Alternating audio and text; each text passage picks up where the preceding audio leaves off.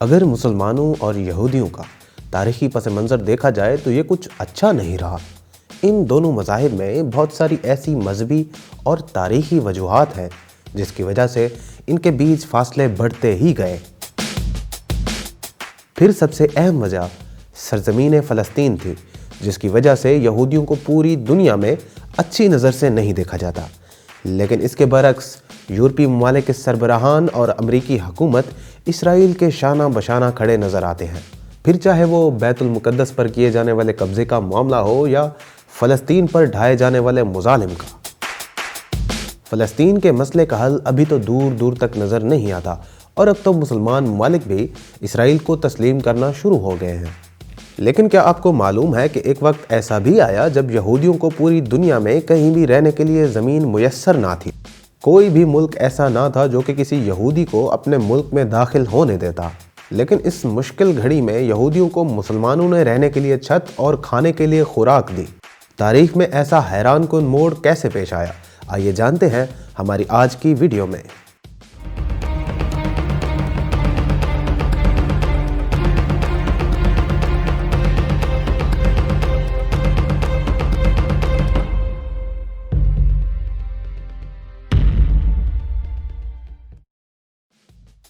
اس سب کی شروعات دوسری جنگ عظیم سے ہوئی۔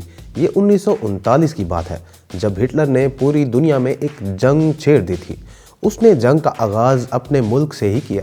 وہ تمام سیاسی اور فوجی لوگ جو کہ ہٹلر کے مخالفین تھے، انہیں ہٹلر نے چن چن کر مارنا شروع کر دیا۔ ہٹلر نے ایسا کیوں کیا؟ آئیے سب سے پہلے یہ جانتے ہیں۔ جرمنی کا حکمران بننے سے پہلے ہٹلر ایک عام سا فوجی تھا۔ اس نے فوج میں رہ کر یہ دیکھا کہ بڑے بڑے فوجی عہدوں پر اکثر یہودی فائز ہیں۔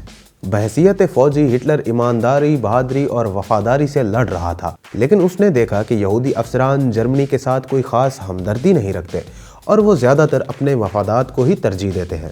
یہودی افسران کے غلط فیصلوں کے باعث ہٹلر کے ساتھ لڑنے والے عام جرمن فوجی روزانہ کی بنیاد پر مرتے جا رہے تھے، جس کی وجہ سے ہٹلر بہت غصے میں تھا۔ یہودی افسران کے مفاد پرست اور برے رویے نے اس کے دماغ میں ایک ایسی نفرت ڈالی کہ اسے دنیا بھر کے یہودیوں سے نفرت ہو گئی۔ ہٹلر نے فوج چھوڑ دی تھی۔ جب اس نے فوج چھوڑی تو اس نے ایک سیاسی جدوجہد کا فیصلہ کیا۔ اس کا جوشیلا انداز بیان جرمن لوگوں کو بہت پسند آنے لگا۔ ایک طویل سیاسی جدوجہد کے بعد ہٹلر اقتدار میں آخر آ ہی گیا، لیکن اقتدار میں آنے سے اس نے اپنے مخالفین کو کچلنا شروع کر دیا، جس میں سب سے پہلے سیاسی اور دفاعی مخالفین تھے۔ لیکن یہودیوں کے خلاف جو اس کے دل میں آگ لگ چکی تھی، وہ جرمنی کے تمام یہودیوں پر قہر بن کر ٹوٹی۔ ہٹلر نے فیصلہ کر لیا کہ چاہے بچے ہوں یا پھر بوڑھے، وہ کسی یہودی کو نہیں چھوڑے گا اور ان کی نسلیں ہی ختم کر دے گا۔ پھر یہی ہوا، یہودیوں کو جرمنی میں چن چن کر مارا گیا اور جرمنی نے دنیا پر اپنا قبضہ شروع کر دیا۔ وہ جہاں بھی قبضہ کرتے، وہاں پر موجود یہودیوں کو سب سے پہلے مارا جاتا۔ یورپ میں ایک ایسا ملک موجود ہے جو کہ اٹلی کے بالکل پاس واقع ہے۔ اس ملک کا نام البانیا ہے اور اس میں اکثریت مسلمانوں کی ہی ہے۔ جرمنی سے تقریباً 800 یہودی بھاگ کر البانیا میں پناہ لینے کے لیے آئے۔ یہودیوں کے ساتھ اب مسئلہ یہ تھا کہ وہ اپنی پہچان نہیں چھپا سکتے تھے۔ ان کے نام ہی ایسے تھے کہ ان کی آسانی سے شناخت ہو جاتی۔ البانیا کے بادشاہ نے حکم دیا کہ یہودیوں کو ان کے ملک آنے کا ویزا دیا جائے اور انہیں پناہ بھی دی جائے۔ جب وہ جرمنی یا پھر کسی بھی ملک سے یہاں پر آئے تو ان کے پاس رہنے کے لیے کوئی جگہ نہ تھی جس پر مقامی لوگ انہیں پناہ دیتے، اور ان کے کاغذات بھی نقلی بنا کر دیے گئے تھے، جس کی وجہ سے ان کی پہچان اب ممکن نہ تھی، کیونکہ جو کاغذات انہیں بنا کر دیے گئے تھے ان میں ان کے نام اکثر مسلمانوں کے ناموں کی طرح ہی رکھے گئے تھے۔ پھر ہوا یہ کہ البانیا پر اٹلی نے قبضہ کر لیا اور پھر اٹلی سے یہ قبضہ چھین لیا گیا اور 1943 میں جرمنی یہاں پر قابض ہو گیا۔ جرمنی نے مقامی البانی عہدیداروں سے گزارش کی کہ انہیں یہودیوں کے ناموں کی فہرست دی جائے، جس پر انہوں نے انکار کر دیا۔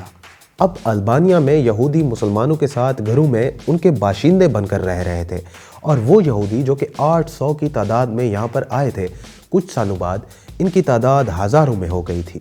پھر جب جنگیں ختم ہوئیں تو یہ لوگ اسرائیل لوٹ گئے۔ इसराइली हुकूमत का कहना है कि वो तमाम लोग जिन्होंने अल्बानिया में पनाह ली थी सब के सब सही हालत में वापस आ गए सिवाय एक ख़ानदान के, और मालूम नहीं कि उनके साथ क्या हुआ था। लेकिन यहाँ पर एक सवाल ये पैदा होता है कि मुसलमानों ने आखिर इतनी बड़ी कुर्बानी क्यों दी? इसका जवाब उन्हीं लोगों के पास ही है।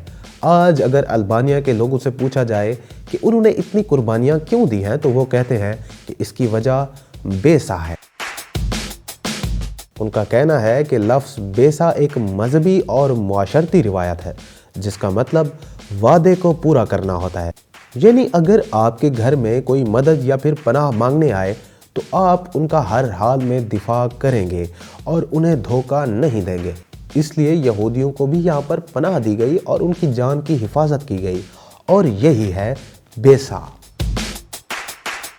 अल्बानिया में जंग के तकरीबन 50 साल तक कम्युनिस्ट निज़ाम रहा, इसीलिए अल्बानिया के लोग इस मामले पर खामोश रहे। फिर 1990 में अल्बानिया में कम्युनिज़्म ख़त्म हो गई और एक जमहूरी निज़ाम आया, जिसके बाद लोगों ने अपनी कहानियाँ सुनाना शुरू कर दी। अपनी अपनी कहानियाँ सुनाते वक्त कुछ मुसलमान ख़ानदानों का कहना ये था कि हम उस वक्त बहुत गरीब थे जब यहूदी हमारे पास आए थे और अपने घर का ज़रूरत का सामान भी हम मुश्किल से इकट्ठा कर पाए थे, लेकिन फिर भी यहूदियों के यहाँ पर रहने और खाने पीने के एवज़ हमने उनसे एक कौड़ी भी नहीं ली। कुछ मुसलमान ख़ानदानों का ये कहना था कि हमारे आबाओ अजदाद बहुत अच्छे और पक्के मुसलमान थे और वो समझते थे कि एक इंसान की जान बचाने से हो सकता है कि खुदा उन्हें बदले में जन्नत दे दे।